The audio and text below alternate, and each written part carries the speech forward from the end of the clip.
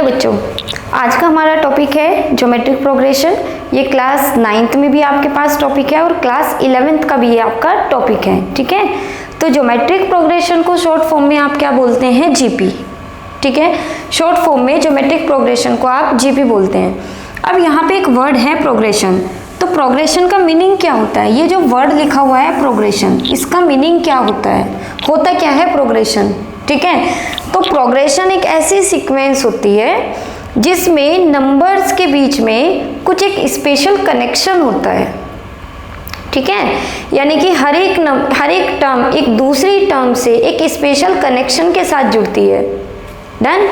जैसे लाइक मैं बोलूँ, आपके पास एक टर्म है 2, 4, 6, 8, 10, 12 एंड सो ऑन।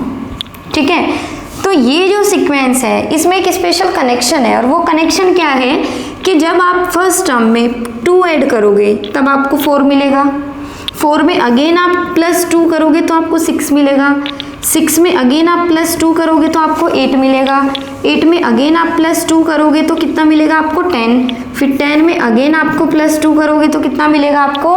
12। मतलब अगर नेक्स्ट टर्म निकालनी है आपको तो आप क्या करोगे? 12 में +2 करेंगे तो नेक्स्ट टर्म कितनी होगी? 14। फिर 14 से नेक्स्ट टर्म निकालनी है तो 14 में कितना प्लस करोगे? 2, तो कितनी होगी? 16। तो ऐसी सीक्वेंस जिसमें एक कनेक्शन हो, यानी कि एक स्पेशल पैटर्न हो, वो होती है आपकी प्रोग्रेशन। क्लियर? जैसे एक और एग्जांपल मैं आपको दूं, सपोज से आपके पास है 2, 4, 8, 16, 32, 64 एंड सो ऑन। राइट? अब यहाँ पे वो कनेक्शन क्या है? देखिए, आप इससे इसको डिवाइड करोगे तो कितना मिलेगा? 2। इससे इसको डिवाइड करोगे तो कितना मिलेगा? 2। 8 से 16 को डिवाइड करोगे तो कितना मिलेगा? 2। अगेन 16 से 32 को डिवाइड करोगे तो कितना मिलेगा? 2। अगेन 32 से 64 को डिवाइड करेंगे तो कितना मिलेगा? 2। मतलब ये भी एक प्रोग्रेशन है, ये ऐसी सीक्वेंस है जिसको हम प्रोग्रेशन बोल सकते हैं। क्यों? क्योंकि इसमें एक स्पेशल पैटर्न रिपीट हो रहा है। नेक्स्ट टर्म अगर आपको बतानी है तो आप क्या करोगे? आपको पता है नेक्स्ट टर्म, देखो हर एक टर्म उसके डबल है। 2 का डबल 4, 4 का डबल 8, 8 का डबल 16, 16 का डबल 32, 32 का डबल 64 और 64 का डबल 128। क्लियर है? तो नेक्स्ट टर्म आ जाएगी इसकी 128। क्लियर? तो ऐसी सीक्वेंस जिसमें एक फिक्स्ड पैटर्न रिपीट होता है उसको हम क्या बोलते हैं? प्रोग्रेशन। लाइक एक और टर्म हम लेते हैं, आपके पास कोई टर्म है, let's say 5, 25, 125, 625 and so on. तो यहाँ पे भी एक फिक्स्ड पैटर्न है क्या? कि जब आप 25/5 कर रहे हो तो आपको कितना मिल रहा है? 5। जब आप 125 इससे इसको डिवाइड कर रहे हो, 125/25 कर रहे हैं तो भी कितना मिल रहा है आपको? 5। और जब आप क्या कर रहे हो, 625/125 कर रहे हैं तो भी आपको कितना मिल रहा है? 5। क्लियर? तो ये भी क्या है? एक प्रोग्रेशन। अब बात करते हैं जीपी, यानी कि ज्योमेट्रिक प्रोग्रेशन कैसी प्रोग्रेशन होती है? देखो, ज्योमेट्रिक प्रोग्रेशन एक ऐसी प्रोग्रेशन है जिसमें किसी टर्म का उसके प्रीवियस टर्म के साथ रेशो हमेशा कांस्टेंट आता है। लाइक मैं बात करूं इस सीरीज की, ये आपकी जीपी है, ज्योमेट्रिक प्रोग्रेशन है। क्यों है ज्योमेट्रिक प्रोग्रेशन? क्योंकि इस टर्म का इसके प्रीवियस टर्म के साथ अगर हम रेशो लेते हैं तो कितना आता है? 5। नेक्स्ट अगर 125 का 25 के साथ लेते हैं तो कितना आता है? 5। 625 का 125 के साथ लेते हैं तो कितना आता है? 5। ठीक है, तो ऐसी प्रोग्रेशन जिसमें ratio of conjugative terms are same called GP. Clear है? तो जीपी क्या होती है? जैसे हमने अभी किया 2, 4, 8, 16, 32 एंड सो ऑन, ये भी जीपी है। क्यों जीपी है? देखो 4/2 करोगे, हमेशा ऐसे डिवाइड करते हैं। ठीक है, दिस अपॉन दिस। 4/2 करोगे तो कितना आएगा आपके पास? 2। नेक्स्ट 8/4 करोगे तो कितना आएगा आपके पास? 2। 16/8 करोगे तो कितना आएगा? 2। तो ये सेम है ना। तो ऐसी सीक्वेंस जिसमें ratio of 2 consecutive numbers are same is called GP. Right, यानी कि एक टर्म का उसके प्रीवियस टर्म के साथ रेशो आपका सेम आता है तो उसको हम बोलते हैं जीपी। क्लियर है? तो चलिए देखते हैं। ये दिया है आपको डेफिनेशन। डेफिनेशन क्या है आपकी? A progression is called GP. एक प्रोग्रेशन को हम जीपी बोलेंगे if the ratio of each term to is previous term is always constant. जैसे अभी हमने देखा ऑलवेज कांस्टेंट था आपका, done, always constant. This constant ratio is called common ratio, right. ये जो कांस्टेंट रेशियो होगा इसको क्या बोलेंगे हम? Common ratio, and it is generally denoted by R. Clear? जैसे हमने अभी लिखा 2 4 6 8 2 4 6 8 नहीं, जीपी में लिखना है हमें। तो लाइक हमने लिखा अभी 5 25 125 625 एंड सो ऑन। तो इसमें जो हम रेशियो निकाल रहे हैं 25/5 कितना आया? 5। 125/25 तो कितना आया? 5। 625/125 तो कितना आया? 5। ये जो रेशियो आपका कांस्टेंट रेशियो आया है और सबका रेशियो सेम आया है, इसी रेशियो को बोलते हैं हम कॉमन रेशियो। डन। और इसी रेशियो को डिनोट किससे करते हैं? स्मॉल आर से। रेशियो डिनोट किससे करते हैं? स्मॉल आर से। तो वही लिखा हुआ है आपके पास, a progression is called GP if the ratio of its previous term is always constant, यानी कि इससे पहले वाली टर्म के साथ अगर कांस्टेंट होता है, रेशियो लेते हैं तो this constant ratio is called common ratio and is denoted by small are. Clear everyone? अब यहाँ पे एक एग्जाम्पल दिया है आपको, ये एक जीपी दी है आपको 4 12 36 108 इज अ जीपी। ठीक है, अब अगर इसमें मैं बात करूं कि कॉमन रेशियो क्या होगा? कॉमन रेशियो, तो कॉमन रेशियो क्या होगा भाई? हमने किया 12/4 तो कितना निकला आपके पास? 3। नेक्स्ट आपने क्या किया 36/12, 36/12 तो कितना आ गया? ये भी आ गया आपके पास 3। नेक्स्ट हमने 108/36 किया तो भी कितना आ गया आपके पास? 3। ठीक है, तो इस टाइप की सीक्वेंस जिसमें रेशियो हमेशा सेम आता है क्या बोली जाती है? GP. Done.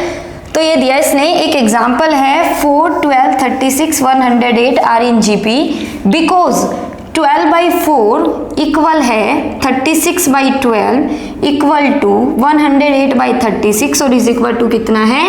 3 which is constant. Next, clearly this sequence is GP. ये सीक्वेंस क्या है? आपकी जीपी में है, राइट। अब एक बात समझते हैं, कोई भी सीक्वेंस है आपके पास जो किस में है? आपके पास जीपी में है। तो लेट्स से आपके पास एक सीक्वेंस है, एक सीक्वेंस लेते हैं हम, ये ले लेते हैं, यही लेते हैं 2 4 8 16 32 एंड सो ऑन। इसमें अगर बात करें कॉमन रेशियो की, कॉमन रेशियो, तो कॉमन रेशियो क्या होगा आपके पास? 4/2 इज इक्वल टू कितना? 2, क्योंकि सबका सेम आएगा तो कॉमन रेशियो कितना होगा? 2। और इसी कॉमन रेशियो को डिनोट करते हैं हम आर से। और इसमें जो फर्स्ट नंबर होता है उसको क्या बोलते हैं हम? First term. और डिनोट किससे करते हैं? ए से, स्मॉल ए से। तो अगर मैं बोलूँ कि अगर ये जीपी है और इसकी फर्स्ट टर्म क्या होगी, तो जो पहले नंबर पे लिखा होगा वही फर्स्ट टर्म होती है। तो फर्स्ट टर्म कितनी है इसकी? 2। और कॉमन रेशियो कितना है इसका? वो भी आपका 2 है। क्लियर? ठीक है, तो फर्स्ट टर्म ये होती है और रेशियो क्या होता है? कॉमन रेशियो, इसको डिवाइड करते हैं। क्लियर? नेक्स्ट देखते हैं। अब इसने क्या बोला है कि ये एक सीक्वेंस है आपके पास। सीक्वेंस क्या है? 1/3 -2 1/2 3/4 एंड -9/8। अब अगर इसमें फर्स्ट टर्म की बात करते हैं हम कि फर्स्ट टर्म क्या है, तो फर्स्ट टर्म कितनी होगी इसकी? फर्स्ट टर्म ए से डिनोट करते हैं, ये होती है फर्स्ट टर्म। क्या लिखा है ये? 1/3। और कॉमन रेशो कितना होगा अगर पूछते हैं कॉमन रेशो, तो कॉमन रेशो आर से डिनोट करते हैं, तो कितना होगा -1/2 अपॉन, इससे डिवाइड करेंगे 1/3 से, अब ये नंबर यहाँ जाएगा, ठीक है, और ये यहाँ जाएगा, तो कितना होगा -3/2। तो कॉमन रेशो कितना आएगा इसका -3/2। आप इन दोनों का भी लोगे तो भी आंसर -3/2 आएगा। क्यों आएगा? क्योंकि उसने बोल दिया कि ये किस में है, जीपी में है। तो अब ध्यान रखेंगे, अगर वो बोल देता है कि ये जीपी में है, इसका मतलब उनका रेशो क्या है, सेम है, ठीक है। ऐसी सीक्वेंस जिनका रेशो सेम होता है वो किस में आती है, जीपी में, और उस रेशो को क्या बोलते हैं आप, कॉमन रेशो। क्लियर है? ओके, अब यहां देखेंगे नेक्स्ट है आपके पास general term of a GP. GP की जनरल टर्म क्या होती है? जैसे एपी की टर्म होती है वैसे ही जीपी की भी कुछ जनरल टर्म होती है। अब क्या जनरल टर्म है वो देखते हैं। देखो, general term of a GP क्या होती है, A R square, A R cube, A R की पावर 4 एंड सो ऑन, और कहाँ तक चलेंगे, ए आर की पावर n-1, ठीक है, ए आर की पावर n-1, यानी कि एपी की जो फर्स्ट टर्म होती है वो ए होती है, सेकेंड टर्म ए आर होती है, third term A R square होती है, फोर्थ टर्म ए आर की पावर 3 होती है, fifth term A R to the power 4। Clear? और nth टर्म क्या होगी, A R to the power n-1। ये आप ध्यान रखेंगे, ठीक है। ओके, अब यहाँ पे पूछा है nth term of a GP. GP की nth टर्म क्या होती है, तो ये होती है, nth टर्म को en से रिप्रेजेंट करते हैं। nth टर्म का मतलब है कि nवें प्लेस पे क्या लिखा है, जैसे मैं बोलूँ 10th प्लेस पे क्या लिखा है, तो nth टर्म ऑफ जीपी क्या होती है, A R to the power n-1। यहाँ पे a आपको पता है क्या होता है, a होता है फर्स्ट टर्म, a होता है फर्स्ट टर्म, r होता है आपके पास कॉमन रेशो, और n क्या होता है आपके पास, नंबर ऑफ टर्म्स, यानी कि उसमें कितनी नंबर ऑफ टर्म्स है वो क्या बताता है हमें, n। क्लियर है? ठीक है, a सबको पता चल गया, a क्या होता है फर्स्ट टर्म, n क्या होता है नंबर ऑफ टर्म्स, r क्या होता है कॉमन रेशो। क्लियर? तो ये ध्यान रखेंगे, nth term of a GP क्या होती है, an is equal to A R to the power n-1, और जीपी की जनरल टर्म क्या होती है, A R square, A R की power 3, A R to the power 4, and last term होती है A R to the power n-1। Okay, next देखते हैं क्या लिखा है, sum of nth term of a GP. GP की nth टर्म का सम क्या होता है, तो सम को रिप्रेजेंट करते हैं Sn से। ठीक है, होता क्या है nth टर्म का sum, a 1 - r to the power n upon 1 - r, where r not is equal to 1। Clear? तो एपी कोई सीक्वेंस है आपकी और वो किस में है, जीपी में है, तो उसकी nth टर्म का सम कितना होगा, a 1 - r to the power n upon 1 - r। Clear? यानी कि इसमें a और r की वैल्यू आप पुट करेंगे और जिस भी नंबर के वो टर्म्स, यानी कि जितने भी टर्म्स का वो सम कह रहा है इसमें पुट कर देंगे, आंसर आ जाएगा। ठीक है, वैसे ही जैसे हम एपी करते हैं तो सेम वैसे ही क्या है, हमारा जीपी है, बस फॉर्मूले अलग है। ठीक, सम ऑफ एन इनफाइनाइट जीपी। अगर इनफाइनाइट जीपी है, सपोज से आपको ऐसी कोई जीपी दे देता है 2, 4, 6, 8 एंड सो ऑन, ये इन्फिनिटी तक जारी है, तो सम कैसे निकालते हैं हम? ये तो तब है जब आपको लास्ट नंबर दे दिया उन्होंने कि कितनी है, 20 टर्म्स का सम बताना है, 50 टर्म्स का सम बताना है, या 11 टर्म्स का सम बताना है, तो ये तो आपको तब लगाना है जब n आपको गिवन हो, और ये तब है जब आपको n गिवन ही नहीं है कि उसमें नंबर ऑफ टर्म्स कितनी है आपको पता ही नहीं है, बस आपको बोला है कि find the sum of this GP. तो जीपी में क्या है, लास्ट नंबर आपको नहीं पता है कि उसमें कितनी नंबर ऑफ टर्म्स है, तब हम ऐसा कितना लगाते हैं, s इन्फिनिटी, यानी कि वो इन्फिनिटी तक जारी है। होता क्या है, a अपॉन में 1 - r। ठीक है, a अपॉन में 1 - r, यहाँ पे भी r not is equal to 1, r 1 नहीं होगा। ठीक है, क्यों नहीं होगा? क्योंकि 1 माइनस 1 जीरो हो जाएगा और 1/0 क्या हो जाएगा? Not defined. तो ये भी ध्यान रखेंगे, ये भी काफ़ी अच्छा फॉर्मूला है, ठीक है। सम ऑफ इनफाइनाइट जीपी तो कितना होता है? S infinity a/1 minus R. Sum of nth term of a GP Sn is equal to a 1 minus R upon 1 minus R to the power n upon 1 minus R, R not is equal to 1। Clear? Next चलते हैं। अब next देखिए, इसको आपको अच्छे से याद भी रखना है, ठीक है। ये कुछ आप एपी में भी पढ़ते हो, ठीक है। बेसिकली अगर देखा जाए तो ये एक एपी है, ठीक है। ये फर्स्ट वाली एपी है। क्यों है एपी? क्योंकि इनमें डिफरेंस कितने का है? 1 का डिफरेंस है, तो इसलिए हम इसको एपी बोल सकते हैं, ठीक है। खैर, यहाँ बात एपी की नहीं है। ये क्या बोल रहा है? The sum of first N natural number. आपको अगर कोई बोलता है कि the sum of first 50 natural number आपको निकालना है, तो आप ये फॉर्मूला यूज करेंगे। क्या होगा? n plus 1/2। लाइक आपको बोलता है कोई कि आपको फर्स्ट 50 नेचुरल नंबर का सम निकालना है, यानी कि आपको पता चल गया कि नेचुरल नंबर कितने हैं आपके पास? 50, उनका सम निकालना है। तो S50 आपको निकालना है, तो आप क्या करेंगे? इसमें n के प्लेस पे 50 रख देंगे। 50 प्लस 1/2, तो ये कैंसिल कितना आ गया? 25 मल्टीप्लाई 51। यहाँ पे जो आएगा वो आंसर। क्लियर है? तो ये भी काफ़ी अच्छा है, यूज होता है। तो sum of n natural number आपके पास कितना होता है? n plus 1/2। इसको ध्यान रखेंगे। नेक्स्ट क्या है आपके पास? Sum of the square of n natural numbers, कि मतलब आप 1 का स्क्वायर प्लस 2 का square, 3 square, 4 square, n square, अगर इन सब का सम निकालते हैं, नेचुरल नंबर के स्क्वायर का सम अगर आप निकालते हैं, तो क्या आता है आपके पास?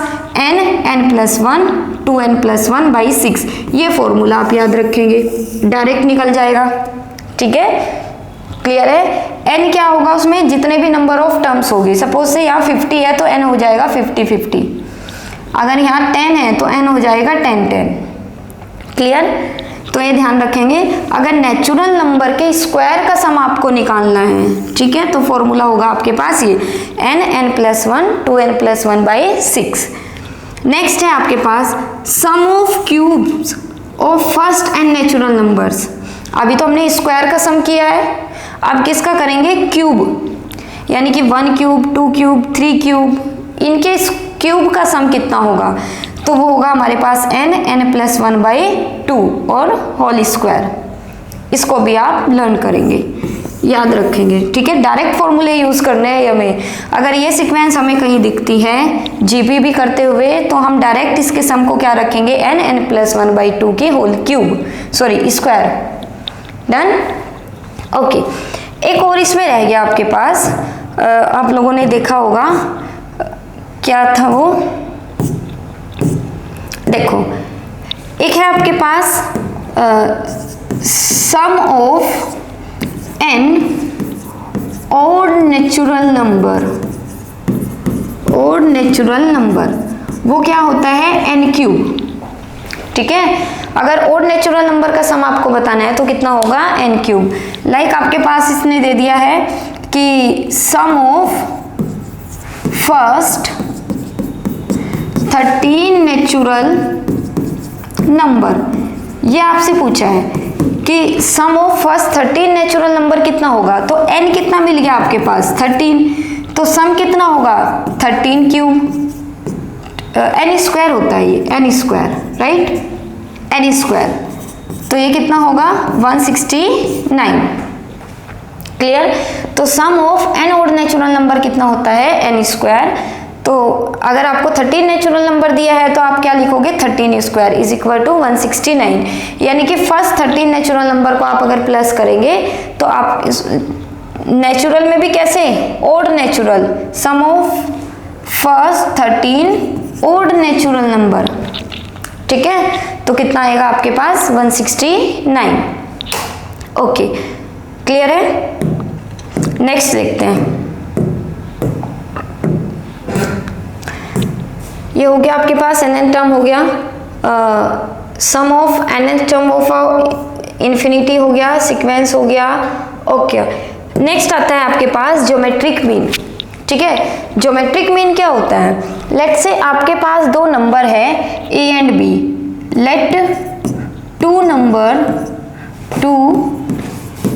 numbers number b a and b, then geometric mean क्या होगा आपके पास? ज्योमेट्रिक मीन वो होगा रूट ए बी। लेट से कोई नंबर है आपके पास ए और बी, तो इनके बीच का जो ज्योमेट्रिक मीन होगा वो कितना होगा? Root A B. कैसे आता है रूट ए बी? अभी मैंने बताया ना आपको कि जीपी क्या होती है? जीपी होती है जिसमें रेशो सेम होता है। रेशो कैसे होगा? जी अपॉन में A is equal to B upon में जी। क्लियर? और यहाँ से निकाल लेंगे G square is equal to A B, और जी इज इक्वल टू कितना आ गया? Root A B. और यही तो जी है ज्योमेट्रिक मीन। ठीक है, वैसे एपी का ज्योमेट्रिक मीन आपको याद होगा, arithmetic mean M, arithmetic mean ये होता है ए प्लस बी बाई 2। इसको भी याद रखेंगे, arithmetic mean of two number. ठीक है, और ये क्या है? Geometric mean. ज्योमेट्रिक मीन को आप शॉर्ट फॉर्म में जी एम से भी रिप्रेजेंट करते हैं। क्लियर? तो एपी समझ में आया आपको, सॉरी जीपी। अब देखेंगे यहाँ, अब जब भी आपको एक कंडीशन दे कि ये तीन नंबर है एक्स वाई जेड, तीन बोले, चार बोले, या एक और नंबर ले लो, और आपको बोले कि नंबर किस में है? जीपी में है, तो हमेशा क्या होगा? y अपॉन में x, इसका इसके साथ रेशो इक्वल होगा z का y के साथ रेशो, a का z के साथ रेशो। ये ध्यान रखेंगे, जब भी नंबर्स एपी में जीपी में होंगे तो हमेशा रेशो क्या होगा? इक्वल आएगा, और वो कांस्टेंट होगा। क्लियर? ठीक है, तो यहां से एक पैटर्न बनता है। क्या पैटर्न बनता है वो? इफ एक्स वाई जेड या ए बी सी ले लो, if A B and C are in GP, then अगर ये जीपी में है तो क्या होगा? बी अपॉन में A is equal to C upon में बी, और यहां से कंडीशन क्या निकलेगी? B square is equal to A C. तो ध्यान रखना, जब भी आपको बोलता है कि तीन नंबर है वो किसमें है? जीपी में, तो वहां हमेशा क्या लगाओगे आप? B square is equal to A C. जैसे आप एपी में लगाते थे, एपी में क्या होता था कि तीन नंबर दे दिया आपको, ए बी सी, ये तीन नंबर है। अगर ये किसमें है? एपी में है तीनों नंबर, तो हम क्या करते थे? वहां पे डिफरेंस इक्वल होता है कि b minus A is equal to C minus B. Next करते हैं b plus B is equal to C plus A, तो 2b is equal to A plus C, ये होता है वहां पे। तो जब तीन नंबर आपके पास एपी में हो तो आपके पास होता है 2b is equal to A plus C, और जब तीन नंबर आपके पास किस में हो? जीपी में, तो होता है B square is equal to A C. Clear है? डन? ओके, नेक्स्ट चलता है। ये दोनों चीजें आप ध्यान रखेंगे क्योंकि क्वेश्चंस आपके पास एपी और जीपी मिक्स आएंगे। नेक्स्ट देखते हैं। नेक्स्ट टॉपिक है आपके पास relation between AM and GM. AM क्या होता है? Arithmetic mean. तो अर्थमेटिक मीन मैंने अभी आपको बताया, अर्थमेटिक मीन ये क्या होता है? a plus B by 2। ठीक है, लेट ए एंड बी आपके पास दो नंबर है, और अर्थमेटिक मीन क्या है? a plus B by 2। अब अर्थमेटिक मीन को हम a से रिप्रेजेंट कर लेते हैं, फिलहाल के लिए हम इसको डिनोट कर लेते हैं a से, ऐसे डिनोट कर दो। तो a कितना आ गया? a plus B by 2। And geometric mean क्या होता है? ज्योमेट्रिक मीन अभी बताया मैंने, रूट ए बी। ठीक है, रूट ए बी। अब इस ज्योमेट्रिक मीन को आप रिप्रेजेंट कर लो किससे? g से। तो g इज इक्वल टू कितना हो गया? A B. इसको हमने नोटेशन दे दिया कितना? g को जी एम को ए बी। अब ये दो नंबर आ गए आपके पास, ये फर्स्ट ये सेकंड। अब इनके बीच में क्या बताना है आपको? रिलेशन बताना है। ए क्या है? Arithmetic mean. जी क्या है? Geometric mean. हमें रिलेशन बताना है, इनके बीच में रिलेशन क्या है। तो देखो अगर हम फर्स्ट से सेकंड को माइनस करते हैं, यानी कि इक्वेशन 1 माइनस इक्वेशन सेकंड हम करते हैं, तो कितना आएगा a minus G is equal to a plus B by 2 minus का कितना रूट ए बी, राइट। अब यहाँ पे अगर हम एलसीएम ले लेते हैं तो आपके पास कितना आता है, a माइनस जी कितना आएगा आपके पास a plus B minus 2 root A B by 2, clear, ठीक है। एलसीएम ले लिया तो ये कितना आ गया, a plus B minus 2 root A B by 2। यहाँ से 1/2 को अलग लिख लेते हैं। बेटा a को कैसे लिख सकते हैं हम, रूट a का स्क्वायर लिखेंगे, b को क्या लिखेंगे, root b square minus 2 root a into root b, ये कर सकते हैं इसको। और ये फॉर्मूला बन गया, किसका फॉर्मूला बना ये आपके पास, ये बना आपके पास a माइनस बी का होल स्क्वायर, क्लियर। तो a माइनस जी किसके इक्वल आ गया, 1/2 root a minus root b का होल स्क्वायर। अब ये जो क्वांटिटी है, क्या ये क्वांटिटी कभी भी नेगेटिव हो सकती है, नहीं हो सकती। क्यों नहीं हो सकती, क्योंकि ऊपर स्क्वायर है, ठीक है। अगर इसके अंदर नेगेटिव नंबर आता है तो भी स्क्वायर उसको क्या बना देगा, पॉजिटिव, और अगर पॉजिटिव आता है तो ये पॉजिटिव है ही, ठीक है। यानी कि ये क्वांटिटी कभी भी आपकी, ये नंबर a माइनस जी कभी भी आपका क्या नहीं हो सकता, नेगेटिव नहीं हो सकता। नेगेटिव नहीं हो सकता इसका मतलब हमेशा क्या रहेगा, ग्रेटर देन 0 रहेगा। तो that means a minus G greater than किससे आ गया, 0 से, 0 से बड़ा आ गया। तो 0 से बड़ा आने का मतलब क्या है कि ये नंबर पॉजिटिव कब रहेगा, जब a g से बड़ा होगा। भाई 3 माइनस 2 प्लस का आता है, कब आता है, जब 3 बड़ा हो। अगर हम ये कर दें 2 माइनस 3 तो माइनस का आ जाएगा, यानी कि यहाँ वाला नंबर बड़ा होगा, ठीक है, तभी तो प्लस का आएगा नंबर। तो वही हमें यहाँ करना है। तो ये नंबर हमारा, इसका मतलब बड़ा कौन सा नंबर है आपका, a is greater than g, तो यहाँ पे आएगा a is greater than g, clear है। तो एक रिलेशन तो ये है आपके पास कि a g से बड़ा है, इसका मतलब arithmetic mean is greater than 0 g, geometric mean. अब नेक्स्ट देखते हैं, यहाँ देखो अगर a और b, if a and b are equal then a minus g is equal to 0, right? If a and b are equal then a minus b is equal to 0। तो यहाँ पे देखेंगे ये क्लियर है सबको, तो इसको थोड़ा सा रफ कर लेते हैं हम, ठीक है।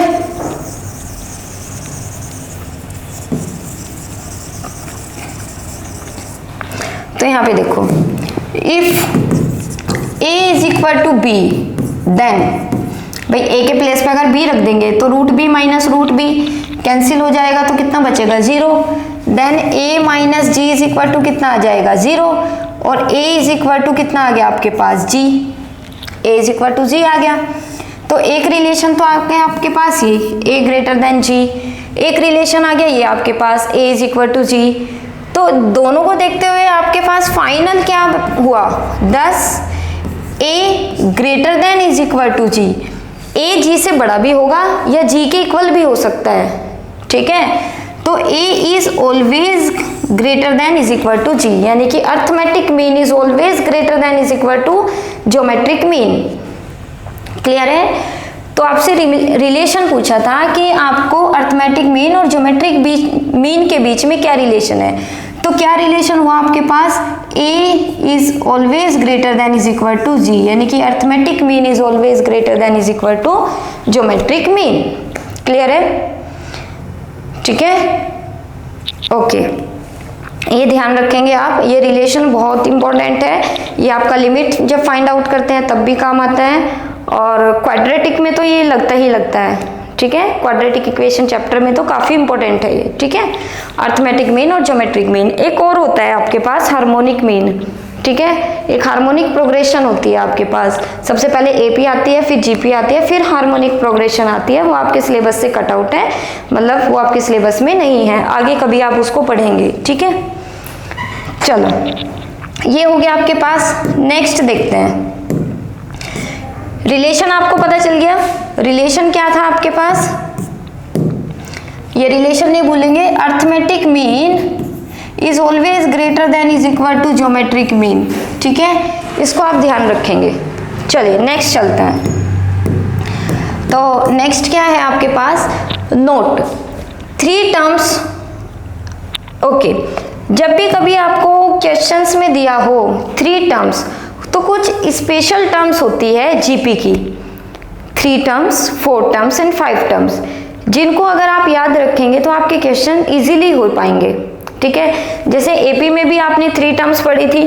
क्या थी एपी की 3 terms, a minus D, a plus D.